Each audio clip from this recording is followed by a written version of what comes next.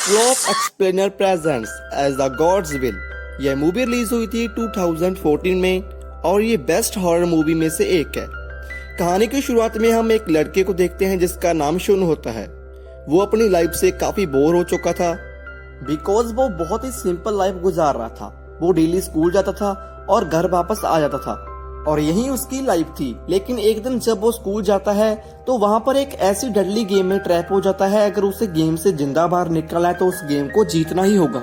Movie की शुरुआत में गेम शुरू होती है। यहाँ पर हम शुन को उसके फ्रेंड्स के साथ एक डारूमा डॉल के साथ ट्रैप देखते हैं। डारूमा डॉल इन सबको डारूमा गेम खेलने के लिए मजबूर कर देता है।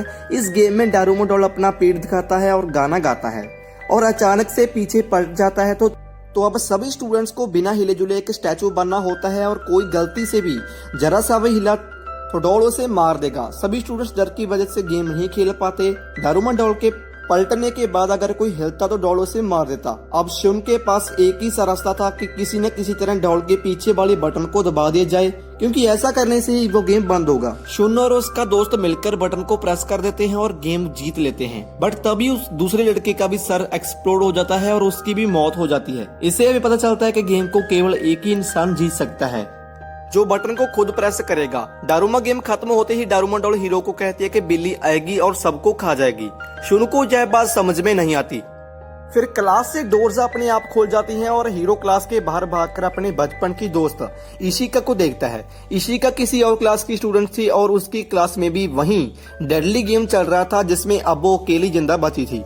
और अब हीरो और हीरोइन स्कूल से बाहर निकलने की कोशिश करते हैं मगर सारे रास्ते बंद हो चुके थे, इसलिए वे स्कूल के हॉल में चले जाते हैं। यहाँ पर भी कुछ और स्टूडेंट्स थे जो डारूमा गेम से बच गए थे।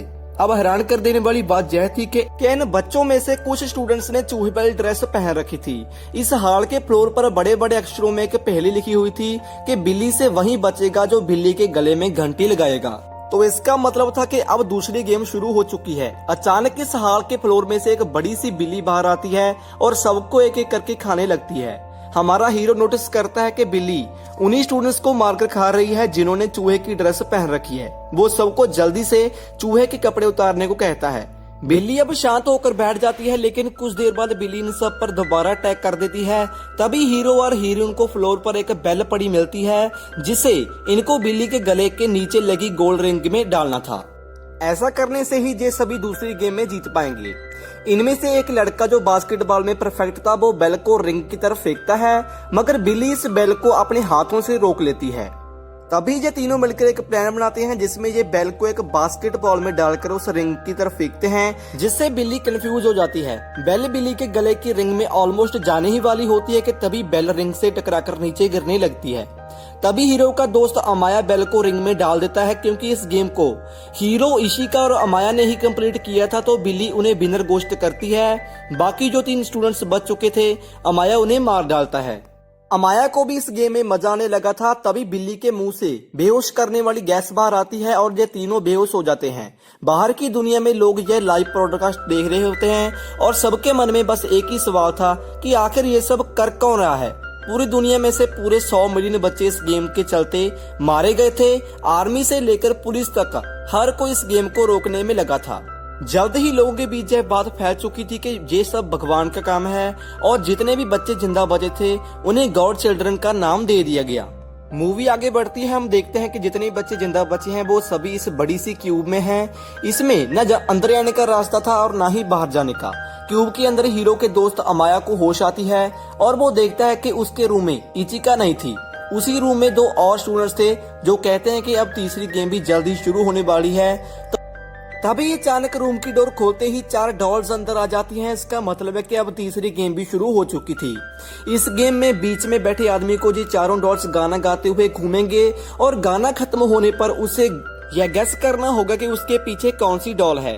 अगर गलत जवाब दिया तो उसकी उसी समय मौत हो जाएगी।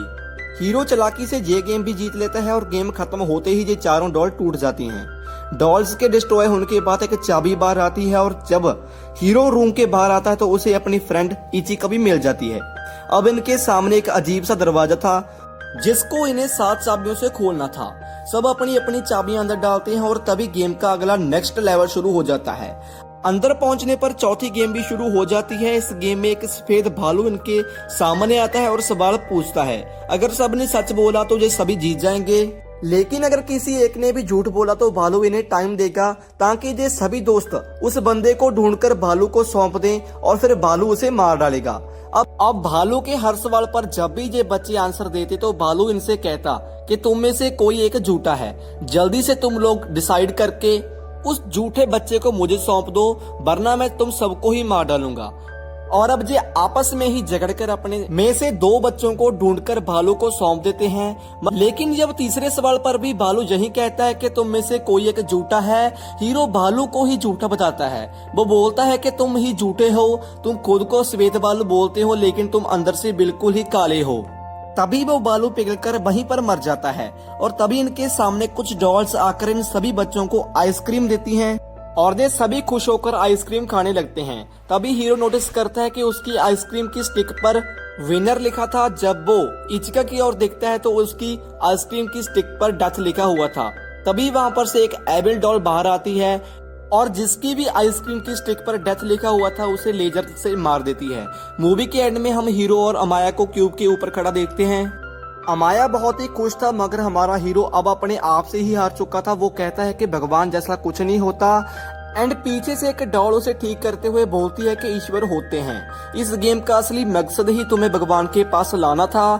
तभी वहां पर गॉड आ जाते हैं और यहीं पर इस मूवी का एंड हो जाता है। तो दोस्तों कैसी लगी आपको ये मूवी, कमेंट करके जरूर बताना।